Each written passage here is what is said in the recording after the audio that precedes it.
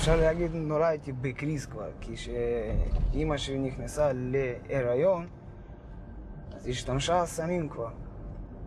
וכשהגעתי לגיל כבר 4-5, אז התחלתי גם להסתובב ברחובות.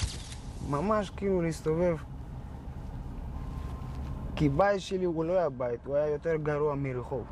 ממש יותר גרוע מרחוב. למה?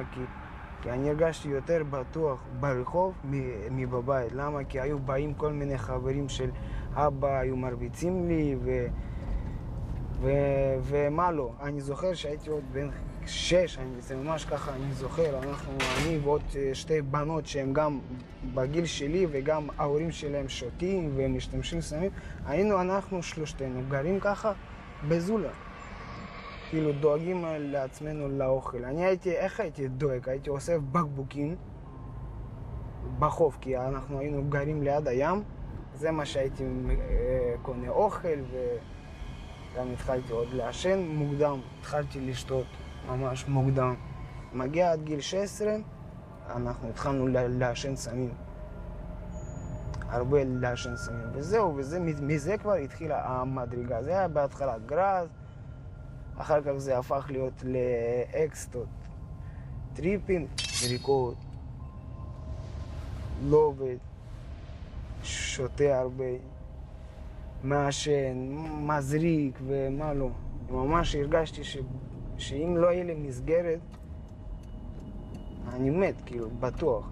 והייתי גר ליד תחנת סמים פשוט. ורוב מי שמשתמש פה זה ילדים צעירים, כמוני, לא איזה מבוגרים או משהו. ובחורף מה עושים?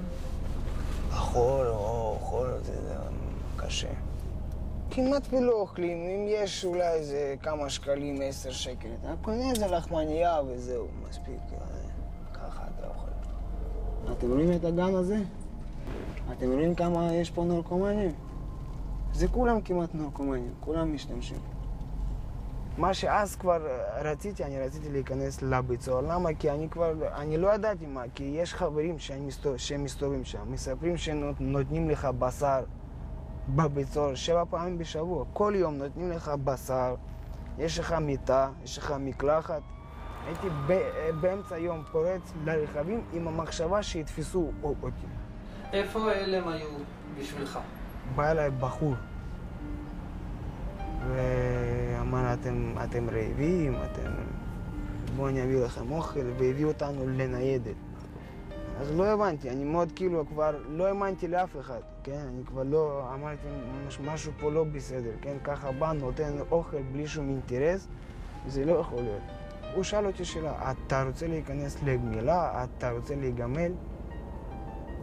הוא הסביר לי שאתה בא, אתה מתנקה שם, וגם אמר לי על דירת מעבר. אמר לי,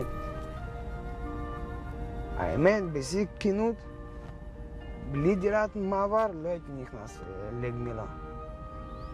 למה? כי זה היה חוזר לאותו סיבוב. למה? כי שהייתי עוד פעם בסדר שובר קריז, הכל טוב ויפה, יוצא בחוץ, ומה קורה? אותו דבר, ידעתי את זה. כאילו זה לא משהו אין לך איפה ללכת. אמרו לי גם, יש לך עוד צ'אנס לשנות את החשיבה שלך, בכלל את הראייה שלך לעולם הזה. לשנות אותה וללמוד לחיות וללמוד ליהנות וכל דבר שכבר שכחתי איך עושים את זה. או שלא ידעתי. זה משהו, זה מתנה. אני יכול להגיד, זה מתנה. זה ככה אשכרה, אלוהים לקח אותי מכל מה שקורה שם, לקח אותי, שם אותי פה, הנה בבקשה. רוצה, הכל יהיה בסדר. אתה לא רוצה, אתה תחזור לפה. יש לי חברה גם, שזה לא מובן מאליו גם, שיש לי חברה היום והיא אוהבת אותי, אני אוהב אותה. אם נסתכל בגדול, אני לבד לא הייתי מגיע לזה. יש לי טלפון שמצלצלים אליי חברים ושואלים אותי מה נשמע, איך אתה מרגיש. חברים,